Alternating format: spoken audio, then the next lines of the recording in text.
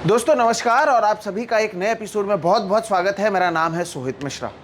हिंदी में एक कहावत है, पहले चोरी फिर सीना जोरी। अब लगता है कि महाराष्ट्र की राजनीति में भारतीय जनता पार्टी उसी का इस्तेमाल कर रही है।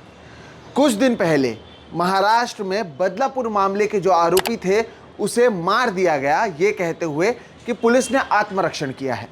तब भी मैंने कई सवाल उठाए थे और आपको बताया था कि इसमें कई घटनाएं ऐसी हैं जिसे देखते हुए लगता है कि ये सब कुछ एक सोची समझी राजनीति का एक हिस्सा है, जिसका इस्तेमाल आने वाले विधानसभा चुनाव में किया जाएगा। और अब जिस तरह से तस्वीरें सामने आ रही हैं, जिस तरह से भारतीय जनता पार्टी इसका इस्तेमाल महाराष्ट्र के अलग अलग जगहों पर कर रही है, उससे ऐसा ही लगता है कि ये एक फेक एनकाउंटर का हिस्सा हो सकता है और इसी का इस्तेमाल अब भारतीय जनता पार्टी की ओर से किया जा रहा है। दोस्तों, इन पोस्टर्स को देखिए। ये पोस्टर्स मुंबई में और साथ ही साथ महाराष्ट्र के कई जगहों पर लगाए गए हैं। देवेंद्र फडणवीस जो महाराष्ट्र के गृह मंत्री हैं, उनकी तस्वीर यहाँ पर है, हाथ में उनके एक बंदूक है और साथ ही साथ लिखा हुआ है बदलापुरा। बदलापुर की घटना थी, जो आरोपी था वो मर चुका है, उसे मारा गया है और अब कहा जा रहा है कि बदलापुरा। जब आप ऐसी तस्वीरों को देखते हैं और जब इस तरह के पोस्टर्स लगाए जाते हैं, तो क्या गृह मंत्रालय पर, साथ ही साथ जो सत्ता में मौजूद तीनों पार्टियां हैं, एकनाथ शिंदे की शिवसेना, देवेंद्र फडणवीस वाली बीजेपी और साथ ही साथ अजित पवार की एनसीपी, क्या उन पर सवाल नहीं उठाया जाना चाहिए?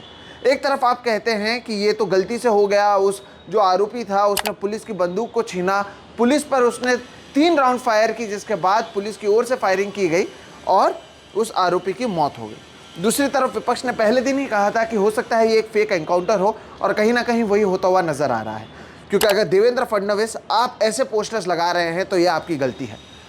दरअसल जो कुछ हुआ है, और अगर हम पुलिस की ओर से जिस तरह से कहा गया कि उस आरोपी ने जो वहाँ पर 4 पुलिस वालों के साथ मौजूद था, अगर वो तो उसके बावजूद पुलिस से बंदूक छीन पाता है तो ये पुलिस की नाकामी है। देवेंद्र फडणवीस, आप महाराष्ट्र में अलग अलग जगहों पर पोस्टर्स लगाने के बजाय गृह मंत्रालय आप संभालते हैं। आप पुलिस वालों से पूछिए कि आपका उस आरोपी पर ध्यान क्यों नहीं था, क्यों उसने आपके बंदूक को छीन सके, किस आधार पर छीन सका।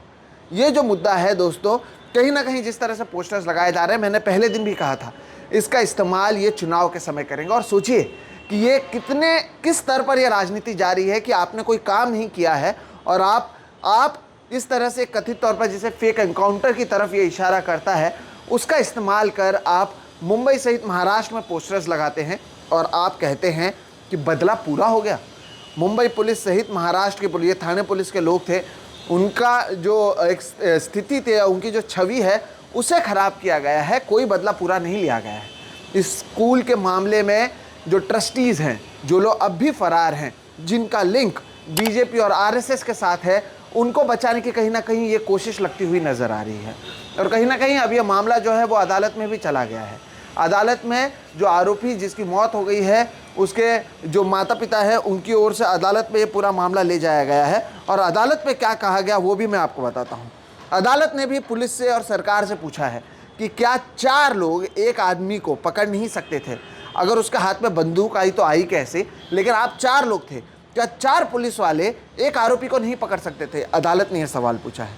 अदालत की ओर से यह पूछा गया है कि आपने सिर पर गोली क्यों मारी? आप गोली पैर पर मार सकते, आप गोली कई जगहों पर मार सकते थे, आरोपी के सिर पर ही आपने क्यों गोली मारी है? और अगर ये भी कहा गया कि आप कह रहे हैं कि आरोपी की ओर से 3 राउंड फायरिंग की गई, एक तो उस पुलिस वाले को लग गई, दूसरे 2 राउंड कहाँ पर हैं, दूसरे 2 जो बुलेट हैं वो कहाँ पर हैं? इसके साथ ही साथ ये भी पूछा गया कि ये रिवॉल्वर थी या पिस्टल, क्योंकि एक जो होता है उसे आप लॉक और अनलॉक कर सकते हैं, दूसरा जो होता है वो लोडेड होता है। पुलिस से पूछा गया है, आप पहले क्लैरिफाई कीजिए, रिवॉल्वर थी या पिस्टल थी। और साथ ही साथ ये भी पूछा गया कि पुलिस की मौजूदगी में आरोपी ने बंदूक भी निकाल ली, अनलॉक भी कर दिया, पुलिस पर गोली भी चला दी, पुलिस कर क्या रही थी? इस सब के बारे में ना सोचते हुए आप देवेंद्र फडणवीस की पोस्टर्स लगाए जा रहे हैं, इसी के नाम पर आप वोट मांगे जा रहे हैं। ये जैसे कि मैंने कहा, इंस्टेंट नूडल्स की तरह इंस्टेंट जस्टिस चाहिए हमें, और इसी को लेकर अब एक राजनीतिक मुद्दा बनाया जाएगा। विपक्ष के लोग इसलिए भी दबी आवाज़ में बात करते हैं क्योंकि उन्हें लगता है उनकी छवि पर असर क्यों ना नहीं पड़े, ताकि कल जाकर ये ना कहा जाए कि देखो ये आरोपी के लिए खड़े हो रहे हैं। हम में से कोई भी आरोपी के लिए खड़े नहीं हो रहा है, हम यहाँ पर खड़े हैं हमारी न्यायिक व्यवस्था के लिए। हमारे यहाँ पर कोर्ट्स हैं, हमारे यहाँ पर अदालत हैं, आप उसका इस्तेमाल कीजिए और जो आरोपी है उसके खिलाफ कड़ी कार्रवाई कीजिए। आपने एक को मारकर क्या और जो 2 लोग जिनके लिंक आपके ही आरएसएस और भारतीय जनता पार्टी से है उसे बचाने की तो कोशिश नहीं की। दोस्तों मैं आपको बताऊं, मंगलवार के दिन ट्विटर पर भी दिन भर देवा का न्याय हैशटैग देवा का न्याय नाम लिखकर जो उनके बीजेपी आईटी सेल के लोग हैं उनकी ओर से देवेंद्र फडणवीस की तस्वीर का इस्तेमाल किया गया, कहा गया एकनाथ शिंदे की तस्वीर का इस्तेमाल किया गया। इन दोनों के लोग जो हैं आपस में कह रहे हैं ये कि न्याय है, और उनके हाथ में कभी बंदूक दिखाते हैं, कहते हैं महाविकास आघाड़ी की सरकार नहीं है और हम साथ में हैं और हमारे राज्य में जो है महिलाओं के साथ कुछ नहीं होगा। चलिए, महिलाओं के आप सम्मान करते हैं, तो जो कुश्ती वाली महिलाएं हैं जो लगातार बोल रही थी, उनके जो आरोपी थे वो भी तो आपके पार्टी में है। वहाँ पर क्या हुआ? कर्नाटक में लोकसभा के समय तो प्रधानमंत्री ऐसे ही एक आरोपी के लिए यहाँ पर प्रचार प्रसार कर रहे थे। महाराष्ट्र में एकनाथ शिंदे के ही शिवसेना के 2 ऐसे कैबिनेट मंत्री हैं जो कैमरे पर आकर सुप्रिया सुले को गालियां दे चुके हैं। उस मामले में क्या हुआ? इस तरह के लगातार मामले सामने आ रहे हैं और कुछ नहीं किया जाता।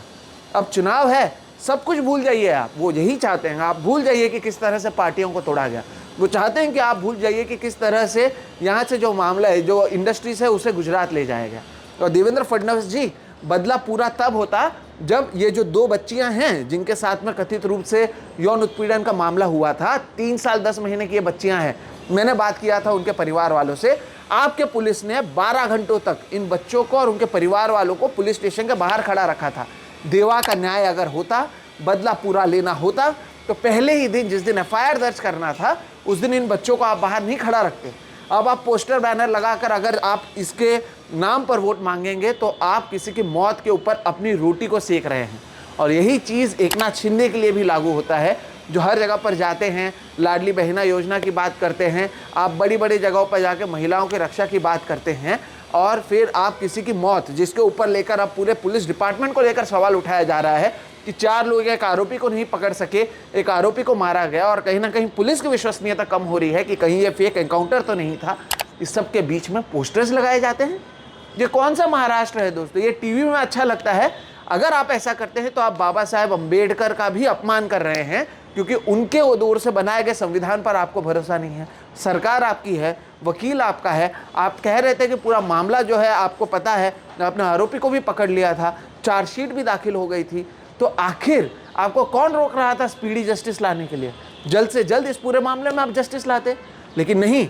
आप या तो अपने ही आरएसएस और बीजेपी से जो लिंक लोग हैं उनको बचाने की कोशिश कर रहे थे, या फिर आपके पास इस चुनाव को लड़ने के लिए और कोई मुद्दा नहीं था, इसलिए इस मुद्दे का इस्तेमाल किया गया और अब ट्विटर पर ट्रेंड कराया जा रहा है देवा का न्याय, और साथ ही साथ पोस्टर्स लगाए जा रहे हैं बदला पूरा। क्या ये एक सेहतमंद लोकतंत्र, एक सेहत या हेल्दी लोकतंत्र का एक हिस्सा हो सकता है? दोस्तों आप सोचिएगा। आरोप तो 2002 में कई लोगों पर लगे थे जो अब देश के प्रधानमंत्री बन चुके हैं।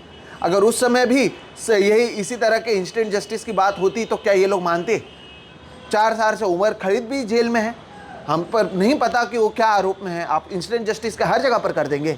आपके लोग जो हैं वो महिला कुश्ती खिलाड़ी बोलते रह गए, वहाँ पर तो कुछ किया नहीं, और अब यहाँ पर देवा का न्याय लेते हुए बदला पूरा की बात कर रहे हैं। दोस्तों ये कुछ नहीं, पहले चोरी फिर सीना जोरी है।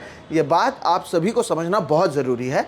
महाराष्ट्र में, जैसे कि मैं पहले भी कहता रहा हूँ, लॉ एंड ऑर्डर ख़राब होता जा रहा है। यहाँ पर हिंदू मुस्लिम की नफ़रत फैलाने वाले लोगों के खिलाफ कुछ नहीं होता है। महिलाओं का अपमान खुद मंत्री करते हैं। पूरे कैबिनेट में केवल एक मंत्री जो है वो महिला है, लेकिन अब ये बड़ी बड़ी महिलाओं की बात इनकी ओर से की जाएगी।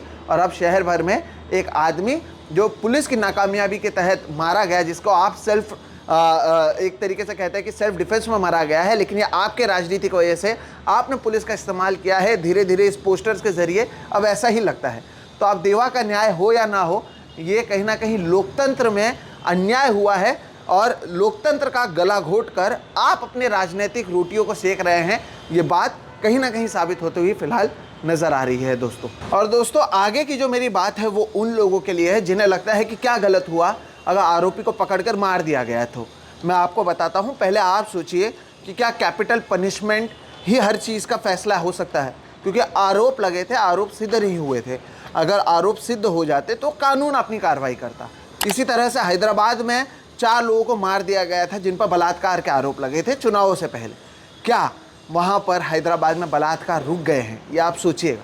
हमारे यहाँ पर सेंसिटाइज करने की ज़रूरत है। इनफैक्ट मैं आपको बताऊँ, जब ये पूरा मामला सामने आया था तो हैदराबाद एनकाउंटर को लेकर जस्टिस सरपुकार पैनल की ओर से जो ये पूरे मामले को प्रोब कर रहे थे, इसकी जांच कर रहे थे, उन्होंने कहा था, और मैं कोट कर रहा हूँ, वहाँ पर यह कहा गया था कि ये फेक एनकाउंटर था और एक्स्ट्रा जुडिशियल किलिंग थी, और जो 10 पुलिस वाले इस पर मौजूद थे उन सब पर मर्डर का ट्रायल होना चाहिए।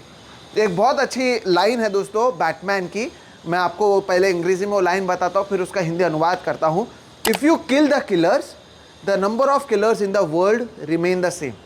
यानी अगर आप एक हत्या करने वाले की हत्या करते हैं तो आप भी हत्यारे बन जाते हैं। दुनिया में हत्यारे उतनी ही संख्या में रहते हैं क्योंकि आप भी उसमें से एक हो गए।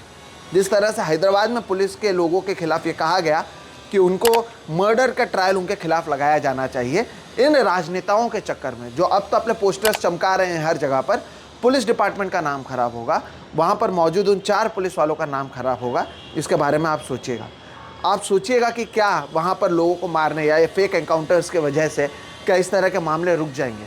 क्योंकि कई जो मुख्य आरोपी होते हैं वो या तो चुनावी राजनीतिक पार्टियां ज्वाइन कर लेते हैं या वो पैसा दे देते हैं, और ये जो मामले हैं वो इसी तरह से बरकरार रहते हैं। कई सारे नेताओं पर इस तरह के आरोप लगे हुए हैं, क्या उनके खिलाफ भी ये कार्रवाई करने की हिम्मत रखते हैं, या इस तरह की कार्रवाई केवल वोटों के लिए चुनावों के समय किया जाएगा और कहा जाएगा कि वो महिलाओं के रक्षक हैं? ये महिलाओं के रक्षक हैं जो छोटी बच्ची को 12 घंटों तक FIR दर्ज करने नहीं देते हैं और पुलिस स्टेशन के बाहर रखते हैं? ज़रूर सोचिएगा। तो ये न्याय हो या ना हो, ये एकनाथ शिंदे का न्याय नहीं है, देवेंद्र फडणवीस का न्याय नहीं है, ये लोकतंत्र पर अन्याय है। और इसके नाम पर एक आदमी जो मर चुका है, उसके नाम पर कुछ लोग अपने राजनीतिक सत्ता में वापस आने के लिए वो अपनी रोटियों को सेक रहे हैं आपके जज्बातों से खेलते हुए। इसलिए मुझे लगा मुझे आपके सामने आना चाहिए और इस मुद्दे को बताना चाहिए। आपको ये वीडियो कैसा लगा ज़रूर बताइएगा। अगर वीडियो पसंद आया तो इसे ज़रूर लाइक करें, दूसरों के साथ साझा भी करें। अगर चैनल को सब्सक्राइब नहीं किया तो आप जानते हैं हम किस तरह से बात करते हैं। अगर आपको मेरा इसी तरह का जो तरीका है बोलने का वो पसंद आता है तो मेरे चैनल को भी सब्सक्राइब करें, क्योंकि हम लगातार जो सरकार में है, जो भी गलत कर रहा है, उनसे बेबाकी से इसी तरह से सवाल उठाएंगे, क्योंकि सवाल उठाना ही हमारा काम है। फिलहाल इतना ही। मेरा नाम है सोहित मिश्रा, आप देख रहे हैं SM ऑफिशियल। नमस्कार।